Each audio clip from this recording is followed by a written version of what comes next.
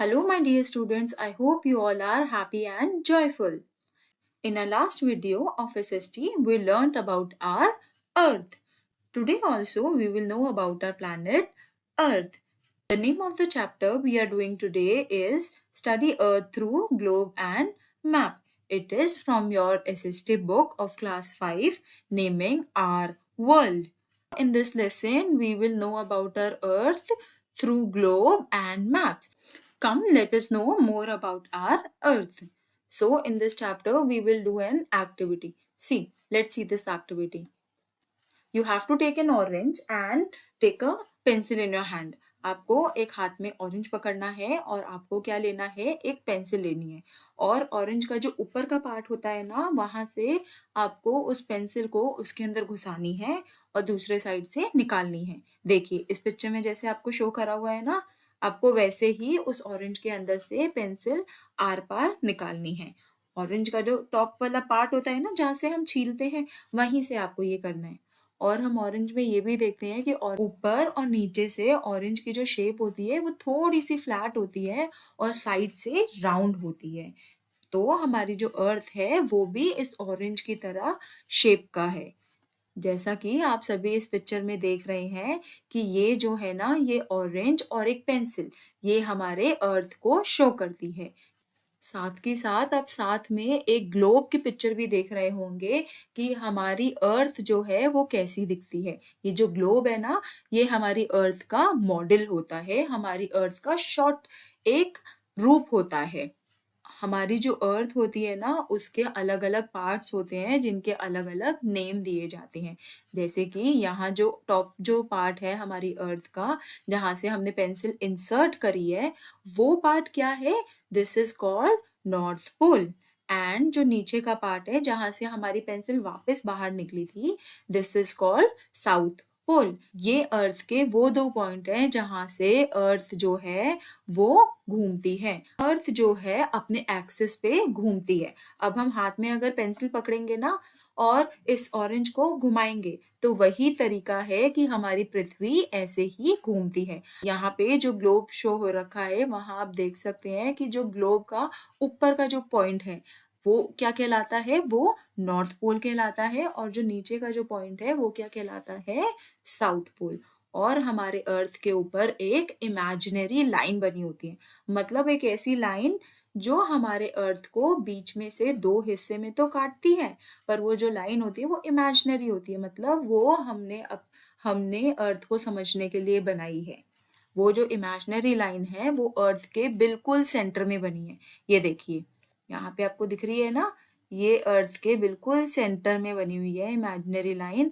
और इसे हम क्या बोलते हैं? इस लाइन का नाम है इक्वेटर। इस लाइन का क्या नाम है? इक्वेटर।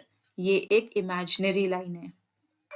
साथ ही साथ आप ये भी देख रहे हैं कि जब आप अर्थ को स्पिन होते हुए देख रहे हैं, तो वो कौन सी डायरेक्शन में स्पिन हो रहा है?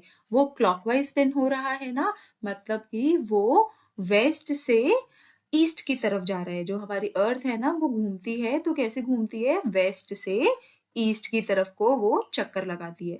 आप अर्थ को इस फोटो में आप अर्थ को इस फोटो में स्पिन होते हुए भी देख रहे हैं ना। अर्थ कैसे घूम रही है? स्पिन हो रही है, मतलब कि वो अपने एक्सिस पे, जो अर्थ के एक्सिस है जिसके ऊपर वो घूमती है। यहाँ पे इस फोटो में अर्थ के एक्सिस क्या है? ये पेंसिल है। यहाँ पे अर्थ की एक्सिस है, तो अर्थ जो है एक्सिस पे ही अपने घूमती है। तो अर्थ जो है अपने एक्सिस पे ही घूमती है, जैसे कि इस पेंसिल पे ही अर्थ घूम रही है। जो अर्थ है हमारी वेस्ट डायरेक्शन से ईस्ट डायरेक्शन में जाती है। और अर्थ जो है जब अपने एक्सिस का पूरा एक चक्कर लगा लेती है, तो उस चक्कर को हम क्या बोलते हैं? रोटेशन। और ये जो रोटेशन है ना, अर्थ अपना एक रोटेशन 24 आवर्स में कंप्लीट करती है। 24 आवर्स का मतलब एक दिन। अर्थ जो है अपना पूरा एक रोटेशन कितनी देर में खत्म करती है? 24 आवर्स में, मतलब एक दिन में वो खत्म करती है।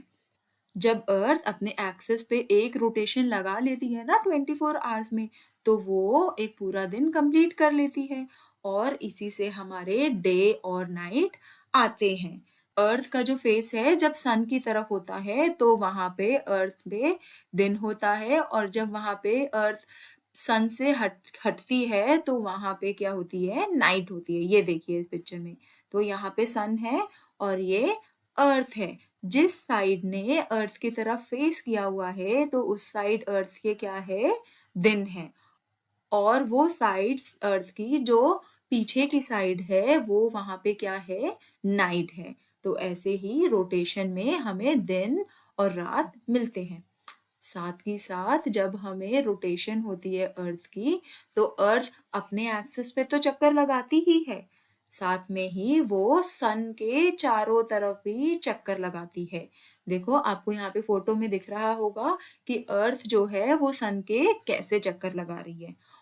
अर्थ जो है इस सन का जो चक्कर लगाती है, ये पूरा एक जो चक्कर होता है वो कंप्लीट करने में अर्थ जो है वो 365 एंड 1/4 डेज का टाइम लेती है इस पूरे चक्कर को लगाने में। इसका मतलब ये है कि अर्थ 365 डेज और 6 आवर्स लेती है सन का पूरा एक चक्कर लगाने में। और ये पूरा जो टाइम होता है ना, 365 डेज और 6 आवर्स जो होते हैं, वो जो होता है हमारा मिलके क्या बनता है, 1 ईयर। ये पूरा मिलके हमारा क्या बनता है, 1 ईयर। हम देखते हैं ना कि हमेशा हर 4 साल बाद फरवरी में एक दिन बढ़ जाता है। वो जो एक दिन होता है वो क्यों बढ़ जाता है, क्योंकि जो एक साल में 6 आवर्स होते हैं वो लास्ट वाले जो 4th ईयर होता है उसमें टोटल करके हम लोग ऐड कर देते हैं। 4 इयर्स में 6 को 4 टाइम्स अगर हम मल्टीप्लाई करते हैं तो 24 हो जाता है, और 24 आवर्स का मतलब होता है एक दिन।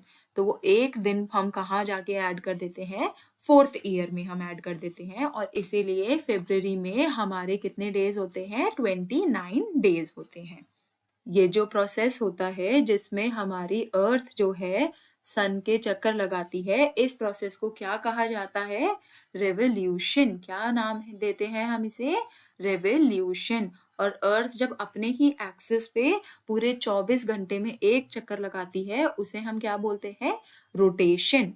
साथ में ही हम ये देखते हैं कि अर्थ अपना एक रेवोल्यूशन हमें पता है पूरे एक साल में कंप्लीट करती है, और हमें ये भी पता है कि हमारे पूरे एक साल में कितने सारे वेदर्स होते हैं ना। रेनी सीजन होता है, विंटर होता है, ऑटम होता है, स्प्रिंग होता है, समर सीजन होता है। तो ये सब किसकी वजह से होता है, ये रेवोल्यूशन की वजह से ही होता है। Revolution of the earth causes winter, autumn, spring and summer season. Revolution की वजह से ही हमारी अर्थ पे सीजन्स होते हैं। हमने ये जाना था ना पहले कि हमारी जो अर्थ है उसके ऊपर एक इमेजिनरी लाइन है जिसका नाम है इक्वेटर। ये जो इक्वेटर है ना हमारी अर्थ को 2 बराबर हिस्से में बांट देती है। जो ऊपर वाला हिस्सा होता है वो कहलाता है नॉर्दर्न हेमिस्फेयर, और जो नीचे वाला हिस्सा है वो कहलाता है सादर्न हेमिस्फेयर। बहुत इजी है याद रखना।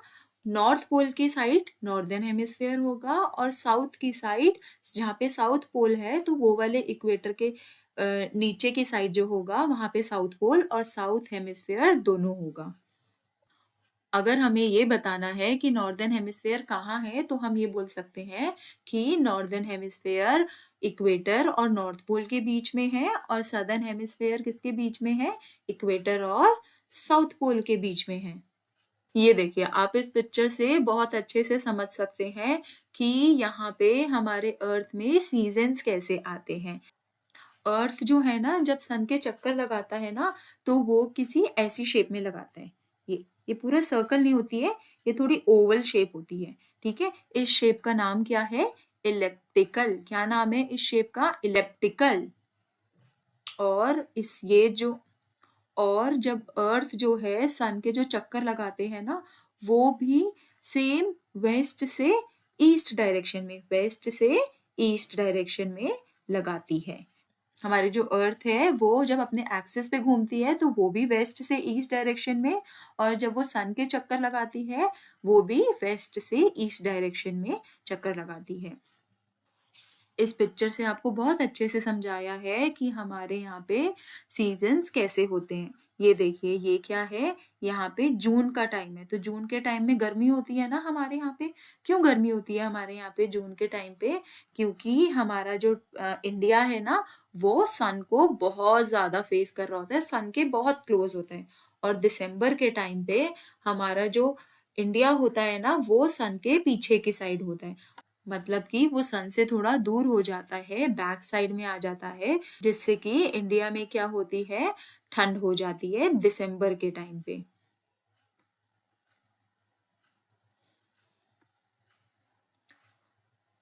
Robert Perry of the United States of America was the first person to reach North Pole on 6 April 1909। तो यहाँ पे बताया हुआ है कि रॉबर्ट पेरी जो है एक ऐसे इंसान थे जो यूनाइटेड स्टेट्स ऑफ अमेरिका में रहते थे, और वो एक पहले इंसान थे जो सबसे पहले नॉर्थ पोल पहुंचे थे। और वैसे ही सेम साउथ पोल जो इंसान सबसे पहले पहुंचे थे, वो कौन थे? वो रोवाल्ड अमेंडसन थे। यहाँ पे हम ग्लोब के बारे में जानेंगे। आप सभी पिक्चर में देख रहे हैं ना, और आपने आगे भी देखा था कि ग्लोब असली में कैसे दिखता है। आप सभी ने कभी ना कभी तो ग्लोब देखा ही होगा ना, और साथ ही में आप सभी ने मैप भी देखा होगा कि मैप कैसा दिखता है। किसी भी पेपर पे हम मैप बनाते हैं ना, आप सभी अपनी बुक में भी देखते होंगे कि मैप्स बने होते हैं। ठीक है। ग्लोब जो है, ग्लोब की शेप जो होती है ना, वो कैसी होती है? राउंड शेप होती है, मतलब कि वो गोल होता है। और जो मैप होता है ना, मैप भी हमारी अर्थ को ही दिखाता है जैसे ग्लोब दिखाता है। पर जो मैप है ना, वो हमारी अर्थ को एक प्लेन शीट पे दिखाता है। और ग्लोब जो है हमारी अर्थ को असलियत में अर्थ कैसी दिखती है, एकदम गोल इस तरीके से दिखाते हैं। ग्लोब और मैप कैसे अलग है?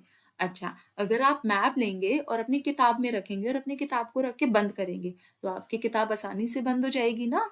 और अगर आप ग्लोब लेंगे और अपनी किताब के अंदर रख के उसे बंद करने की कोशिश करेंगे, तो क्या वो आपकी किताब बंद हो पाएगी? तो जो ग्लोब है, अर्थ का एक्चुअल मॉडल है, असलियत में अर्थ कैसा दिखता है वो दिखाता है। ग्लोब पे हम हमेशा अर्थ के पूरे हिस्से को दिखाते हैं।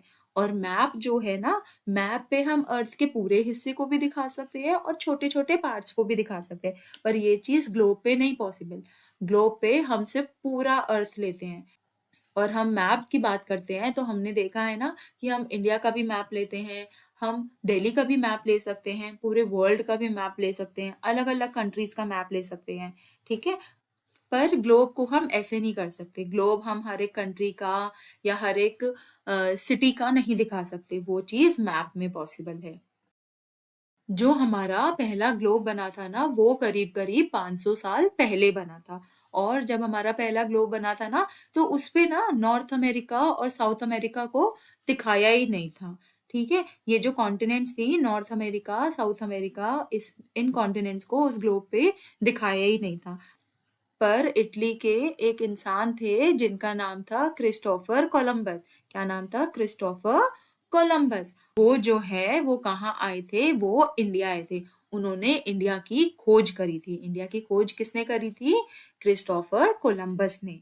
अभी हम सबने ये देखा था कि हम अगर ग्लोब को लेते हैं तो हम अपने बुक में नहीं रख पाते हैं, या और और अगर हम मैप को लेते हैं तो इजीली उसे अपनी बुक में रख देते हैं। ऐसे ही हमें यहाँ दिखाया गया है कि अगर हमें ग्लोब को किसी फ्लैट पेपर के अंदर रखना है या किसी सीधी जगह पे दिखाना है, तो हम क्या करें? ग्लोब के ऊपर ये जो पन्नी चढ़ी होती है ना, उसके पार्ट को उखाड़ लें, उसे वहां से हटा लें, तो वो कैसा दिखेगा? वो थोड़ा इस तरह दिखेगा। ठीक है। हमारी जो कॉन्टिनेंट्स है वो ऐसी दिखेंगी अगर हम उसे साथ में ज्वाइन कर ले। तो अब तो ये इजिली रखा जाएगा ना कॉपी में। तो ये क्या बन जाएगा? ये फ्लैट पेपर पे बन जाएगा मैप। और ये जो इस राउंड बॉल पे जो चिपका होता है, ये क्या होता है? ग्लोब। यहाँ पे हमें मैप और ग्लोब के डिफरेंसेस के बारे में बताया हुआ है कि मैप और ग्लोब एक दूसरे से कैसे अलग है।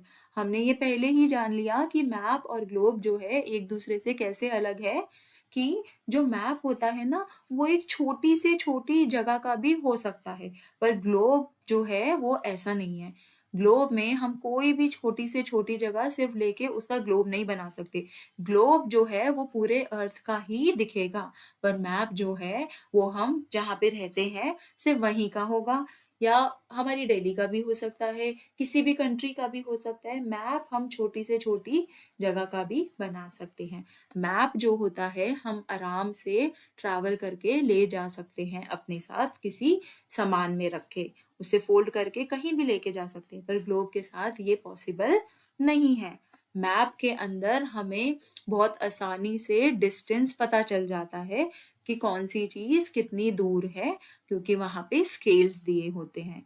और ग्लोब जो है, ग्लोब के अंदर हमें ये जो डिस्टेंस है ना, वो इतनी आसानी से नहीं पता चलता है।